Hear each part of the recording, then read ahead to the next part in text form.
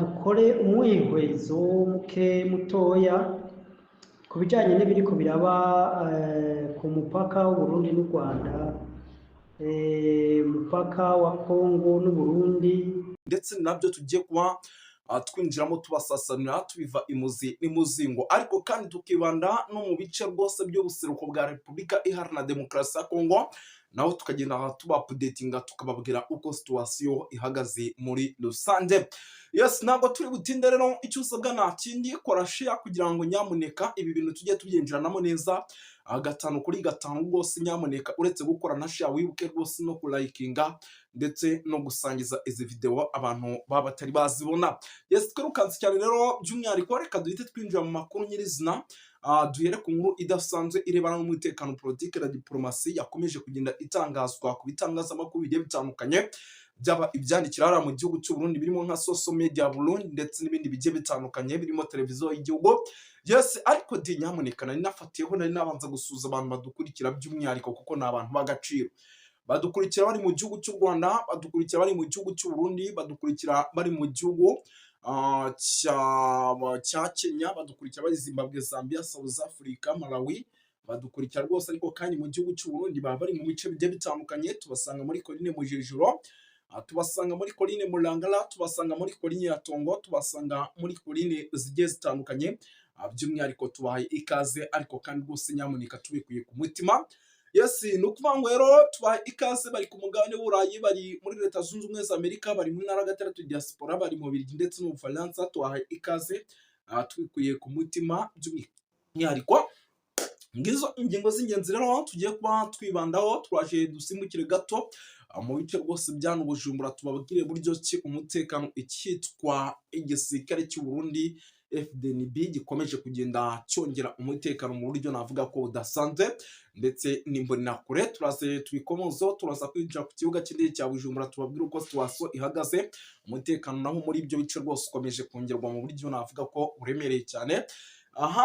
Gitega icyitwa ubuyobozi bwa CNDD FDD ibyabwo bukomeje kuba gateranzamba kanyina wanzamba, kuko na n'ubu tuvugana buracyakozanyeho. Benshi banavuga yuko amatora mu gihugu cy'u Burundi nibiramutse bikomeje kugenda bigenda bitya, bavuga ngo amatora y'abadepite yibwe, ndetse n'umukuru w'igihugu binashoboka cyane yuko ashobora kuba yahagarara.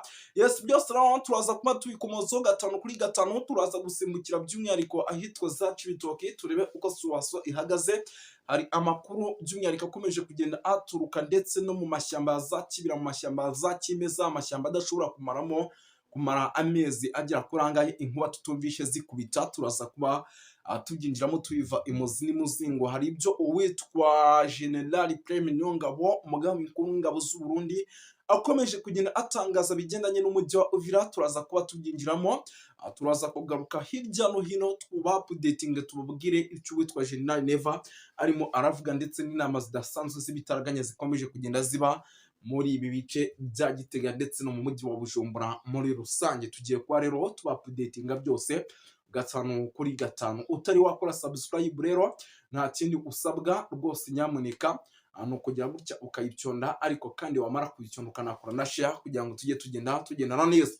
Twirukanse cyane rero, sindi butinde, reka duhita twinjira muri ano makuru arebana n'umutekano, politike na diplomasi. Duhereye mu bice bya hano n'ubundi Bujumbura. Ni Bujumbura kugeza amagingo ikomeje kugenda ikorerwamo amanama agiye atandukanye, ndetse aya manama akomeje kugenda akorerwa Bujumbura akaba ari amanama agaragaza yuko isaha ku isaha nyamuneka ibintu bishobora kuza guhindura isura. Akaba ari amanama agaragaza yuko Bujumbura umutekano wayo utizewe habe namba.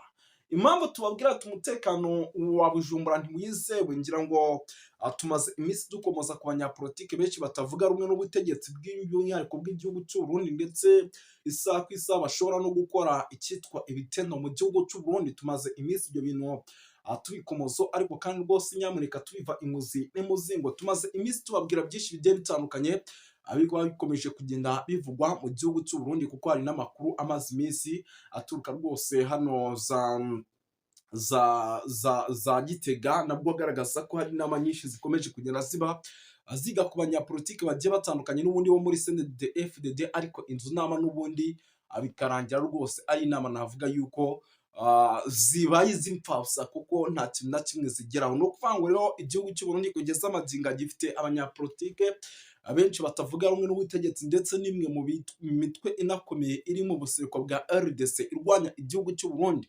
Iyo mitwe dusangamo Red Tabara ndetse n'indi mitwe igiye itandukanye, ariko nyamara iyi mitwe myinshi ivuga yuko igomba kugaruka mu gihugu cy'u Burundi hariho demokarasi igendera ku nzira y'amajyambere, hariho demokarasi nziza gusa, ariko ibi bigahuzwa n'abanyapolitike batavuga rumwe n'ubutegetsi bamaze no kuba bahaguruka mu buryo navuga yuko budasanzwe. Abangira ngo murabizi, harimo umaze iminsi wateye umugongo bamwita Gervais Ndirakobuca ukunze gutasa u Rwanda kugarika, harimo aba bagabo barimo aba bagabo bantuza aba bashinari byo mu Bunyoni bamaze igihe kirekire mu magereza bafunzwe, harimo abitwa ba Agathon Rwasa nubwo nabo bakigaragara nk'aho bafite uruhande rumwe muri guverinoma, ariko guverinoma iriho ntibayishimiye, ndetse ukareba ugasanga n'umuryango mukuru wa CNDD-FDD nawe ni umwe mu bantu batajya bishimira habe namba igihugu cy'u Burundi, nubwo akiri umunyamabanga mukuru wa CNDD-FDD bamwita Reverien Ndikuriyo.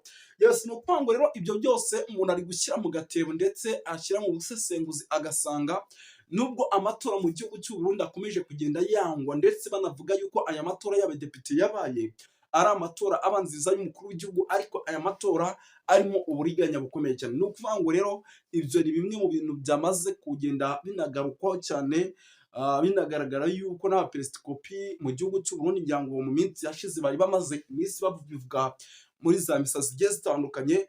Ni ibintu rero birimo biragaragaza yuko rwose iki gihugu cy'u Burundi isa n'isa ibyacyo bishobora kuba agatiranzamba, tukabona icyitwa umutekano muke by'umwihariko muri iki gihugu cy'u Burundi wongera kuzamba, tukabona umutekano muke rwose ibyabo byongera kuba ibindi, kuko uko bwije n'uko bukeye ni igihugu kugeza amagingo aya gikomeje kugenda kigaragaramo umutekano muke ku rwego rwo hejuru. Ikindi kandi gikomeje kugenda kigaragara mu gihugu cy'u Burundi ni ikijyanye no kuba rwose ubu tuvugana mu bice bigiye bitandukanye, by'umwihariko dukomeje kugenda tubonamo umutekano muke, ibyo bikanatangazwa n'abaturage. Hari benshi banavuga ati rero Red Tabara yamaze no kugera mu gihugu cy'u Burundi ndetse isa n'isa mu gihe uwitwa General Neva yakora ikosa bishobora kuba ibindi.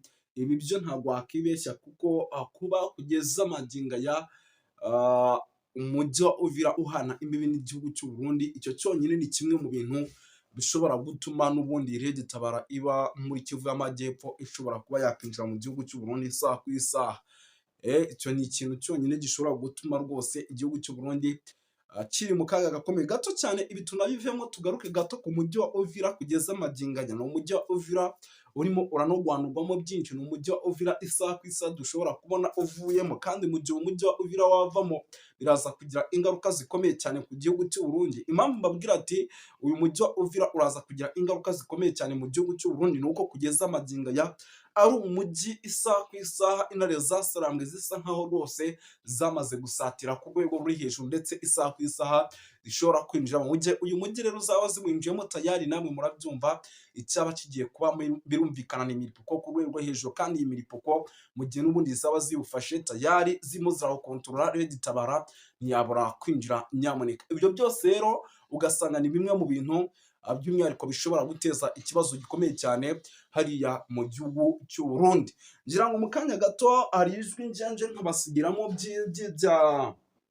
by'ibijyanye na Iran rwose na Israel. Ibintu ntabwo byoroshye abantu b'Imana mwe rwose, icyitwa amamizire amwe rwose ya missile ballistique ndetse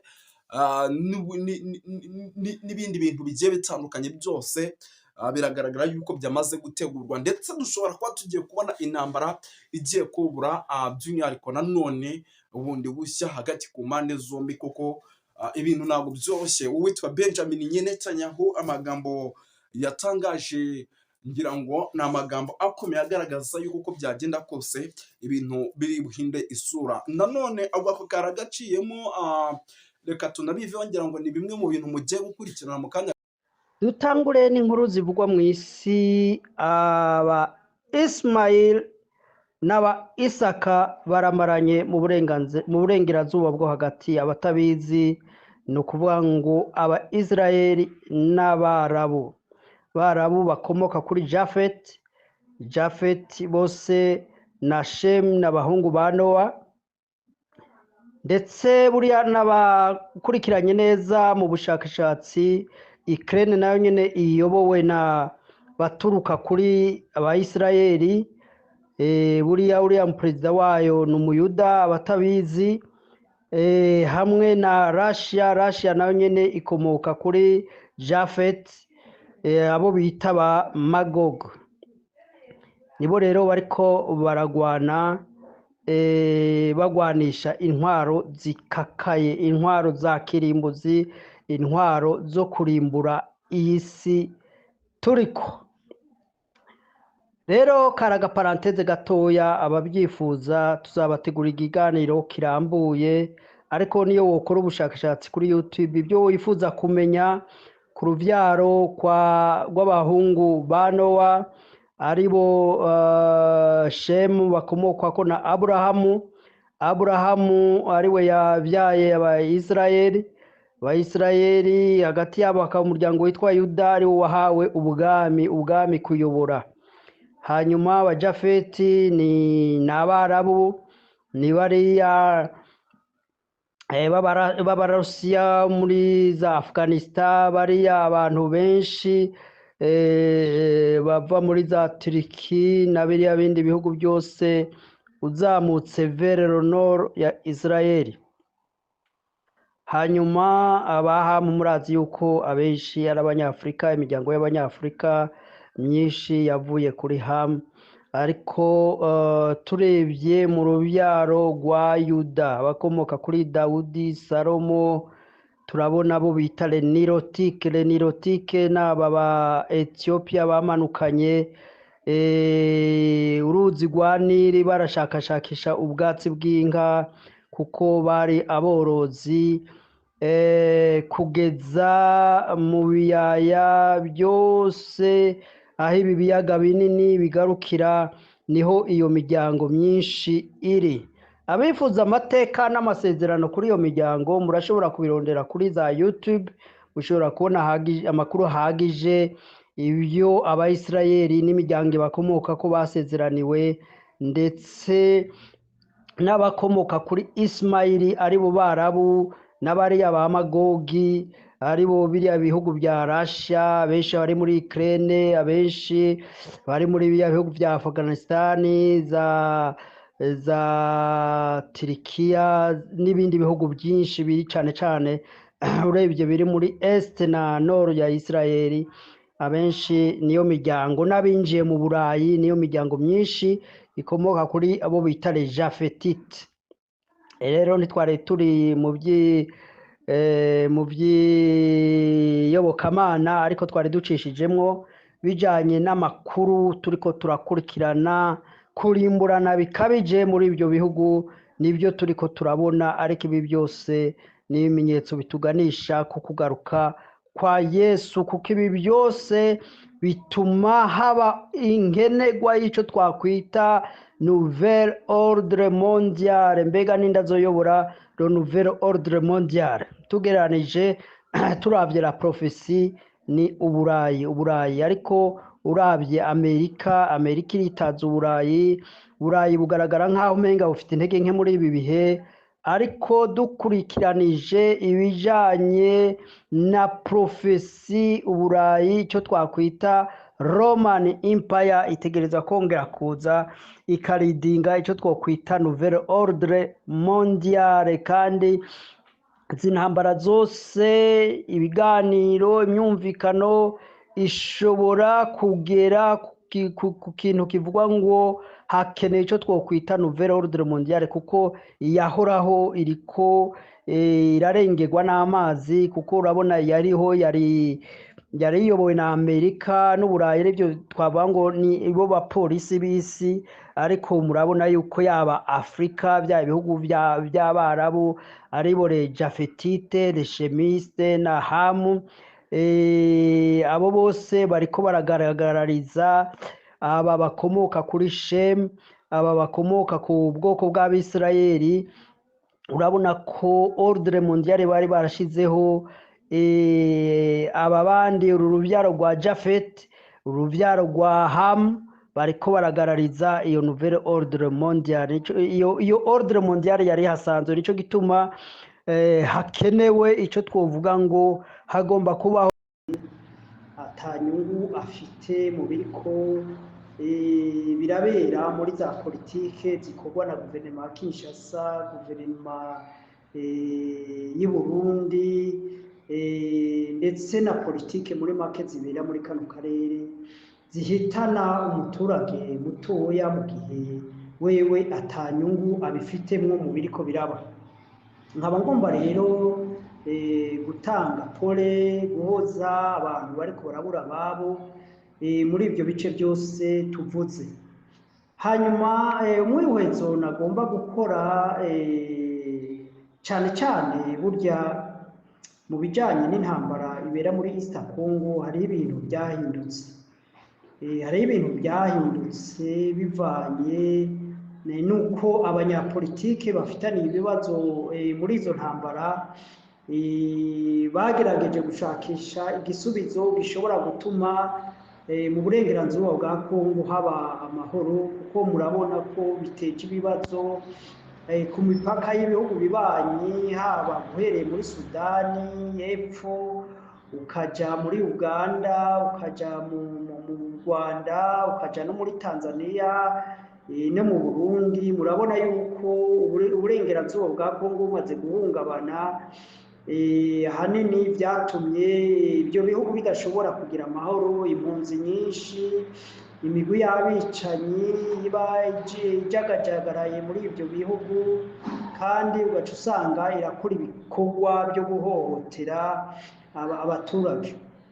Hanyuma rero nagomba twavuze byinshi ku bijyanye na politike zikorwa z'ibihugu. Turavuga iyo igihugu kidafite politike nziza, abakiyobora batababaye abanyagihugu, badashobora kwetablisa ibyo bita ordre kuri teritware y'ibyo bihugu, baketablisa ordre sécuritaire ahantu hose, canke ibyo twakwita badashoboye kwetablisa l'autorité de l'État. Ugaca usanga rero hari ibice bimwe by'ibihugu, amashamba cyangwa uburere vyigaruriwe n'imigwi y'abicanyi canke iyindi migwi ikora ibikorwa bibi, canke iyindi migwi ishobora guhungabanya ibindi bihugu, nka ziriya duhereye muri Noro za EDF zikunda guhungabanya umutekano muri Uganda, za FDLR zihungabanya umutekano mu Rwanda, ndetse burya ikibazo ca FDLR nico shingiro y'amatate amaze imyaka irenga 30 hari amatate mu burasirazuba bwa Kongo n'ubwicanyi bwahitanye imbaga y'abantu amamiliyoni n'amamiliyoni. Ibitekerezo bya jenoside, ibitekerezo byo guhonya abandi, ibitekerezo byo kwima ubwenegihugu abandi kandi ari uburenganzira bwabo, ibyo byose nibyo byatumye inganda zitikira baba abakongomani, abarundi, abanyarwanda, abaganda. Urumva iyo igihugu nka Kongo nka kiriya kidashoboye gushiraho ubutegetsi bushobora kwetablisa l'autorité de l'État partout, kigashobora kwetablisa l'ordre public partout, la sécurité, usanga bigira ingaruka mbi no seulement kuri ico gihugu ahubwo no ku bindi bihugu biba bihana umupaka. Ico nagomba kuvuga rero niki, nagomba kuvuga yuko twakora umwihwezo ku biriko birakorwa ubu. Biriko birakorwa ubu, hari intambara ziriko ziraba. Intambara igihe cyose ni ikintu kibabaje, intambara igihe cyose ni ikintu gihitana ubuzima bw'abantu, kandi iyo umuntu apfuye ntagaruka. Iyo umuntu apfuye aba apfuye, ntagaruka, kugira ngo azosubira azuke agaruke. Cyo gituma burya ubuzima bw'umuntu ni katihabwa, ntawe ugomba kugambura ubundi, nta n'umuntu yagomba kugira any justification yo kuba yawukwambura ubuzima bw'umuntu. ariko rero ku nyungu z'abantu bakeya urashobora gusanga mu isi hariho intambara zigahitana ubuzima bw'abantu benshi ndetse ubuzima bw'abantu badafite n'inyungu muri ibyo bintu biba biriko biraba. Nivyo rero bimaze imyaka myinshi kuva kuri independance biba mu bihugu biri mu karere k'ibiyaga bigari. Rero igitekerezo gihari, mbega umuti urashoboka yuko muri ibi bihugu by'ibiyaga binini umutekano ushobora kugaruka, amahoro akongera kabituze nk'uko mu bindi bihugu bimaze imyaka myinshi biri mu mahoro? Nico kibazo twakwibaza. Hari intambara rero ziriko ziraba, izo ntambara zihuza coalition iri inyuma ya guverinoma ya Kongo, aribwo Burundi, Wazalendo, imigwi y'abamercenaires n'ibindi bihugu byoba bishigikiye leta ya Kongo mwibanga, ari bya bihugu bya SADC byari bifatikanije nabo mu ntambara yabereye Goma na Bukavu zigatsindwa, bashobora kuba baragiye ariko ibihugu byabo bikabandanya bishigikira mu buryo bw'ibikoresho cyangwa bw'amafaranga. Ku ruhande rwa AFC/M23 u Rwanda rushigwa mu majwi, hanyuma yenda n'ibindi bihugu nabyo, ko burya abantu bose muri politike bagira abagenzi, bidashobora kuba byigaragaza. Izo ntambara rero ziriko zihuza izo bloke zibiri, twaravuze impinduka zabaye, hariyongeyemo abamercenaires b'Abakolombiya n'abandi. Rero burya mu intambara ihari dushobora kumenya abashigikiye uruhande bose n'abashigikiye uruhande bose. Hanyuma turabona yuko ibiganiro bya Washington na Doha byashoboye kurarantisa ubukana bw'intambara, nuko AFC/M23 itashishikaye yigarurira ibice nubwo habandanije habe gusotorana. Rero mbega hari ibyizigiro, hari icizere, hari amahirwe twoha ibiganiro bya Washington? Reka tuvuge ko kandi ibiganiro bya Washington turashobora kubiha amahirwe, kuko bavuga ngo uhagarike n'ingwara vuma. Etats-Unis ni igihugu gikomeye gihambaye ca mbere, gifite igisirikare gikomeye ku isi, kivuga rikijana mu isi, kiri muri wa mugabane na bya bihugu by'abarongoye ordre mondiale ihari uno munsi kuva inyuma y'intambara ya kabiri y'isi yose. Turabona ko Etats-Unis ariyo n'Uburayi aribo barongoye ibyo twakwita ordre mondiale. Nubwo abantu benshi badatahura ibyo tuvuga, ibyo twakwita ordre mondiale, baba ari abantu bashobora guha amategeko ibindi bihugu, bashobora gutuma politike zabo n'ibikorwa bakora bishobora kumvirwa kurusha uko ikindi gihugu icyo ari cyo cyose cyovuga. Ayo n'amahirwe manini dushobora guhera ibiganiro bya Washington, kuko Washington Perezida Trump ashobora gukoresha igitinyiro ciwe agategeka leta ya Kongo na leta y'u Rwanda bakaba boshobora kumvikana. Ariko kandi mbega Trump twoshobora kumwizera turebye uko ariko arigenza mu matate y'Uburusiya na Ukraine, cyangwa amatata ari hagati y'Abisirayeli n'Abarabu? Dushobora kugira icizere yuko Trump ahari ashobora kugira icyo ahinduye ku byo twakwita la politique americaine mu bindi bihugu, canke ko impinduka ku bijanye na ordre mondiale, kuko twabwiye ko Amerika n'Uburayi aribyo biri imbere mu kuyobora ibihugu byo ku isi. Reka dufate iyo scenario ya mbere yuko bishoboka yuko Amerika ishobora gukoresha igitinyiro cyayo igakorana n'u Rwanda na Kongo, maze amahoro akagaruka, amasezerano agashika kwako akagaruka. Na cyane cyane ko Amerika kuja muri ibyo biganiro igihe itumirwa na leta ya Kongo, Amerika ntabwo yaje ngo n'umutima mwiza ngo yifuza guhuza Amerika, yifuza guhuza Kongo n'u Rwanda, ahubwo nuko izigamwo inyungu. kandi muri ibyo biganiro n'u Rwanda nabwo ruzigamwo inyungu, kandi amahoro n'umutekano bigarutse ibyo ari byo byose ibihugu byose byo mu karere byabonamo inyungu. Ibyo rero ni igitekerezo gishobora gutuma dushobora guha icyizere kininiya ibiganiro bya Washington, kuko ibiganiro bya Washington burya nibyo bidigita ibiganiro bya Doha, nubwo abo bihuza batandukanye, ko urabona n'u Rwanda nubwo rutagaragara cyane cyangwa Amerika, ariko Doha nabo nyine baba barimwo. Iyo leta ya Congo na AFC/M23 baganira i Doha, n'u Rwanda ruba rufitemo intumwa, na Amerika n'ubumwe bwa Afurika, ubumwe bw'Uburayi, ibihugu byinshi biba bifisemo abarimwo kugira ngo les facilitateurs. Rero dushobora gutanga amahirwe menshi cyane, kandi niyumvira yuko byaba ari politike nziza Amerika ihinduye politike yayo ku mugabane wa Afurika, kuko cyane cyane twaba tubona ko Amerika yinjiye mu buryo bw'ubucuruzi n'ibihugu bya Afurika nabyo bikaba byahabonera akoyoko mu gukora amasezerano na cyane cyane ashingiye ku byo urucuruzi.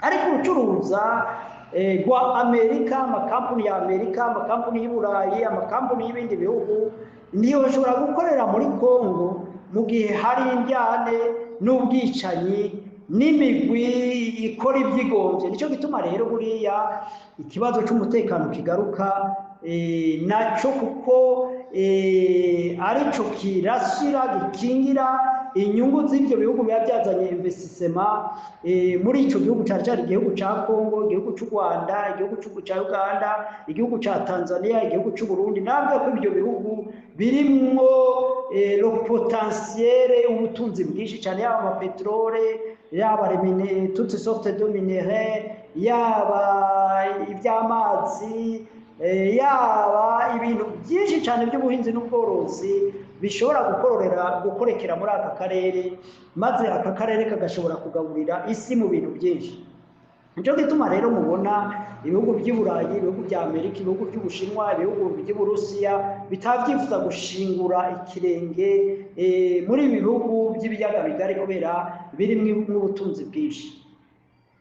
Reka duha amahirwe ibi biganiro.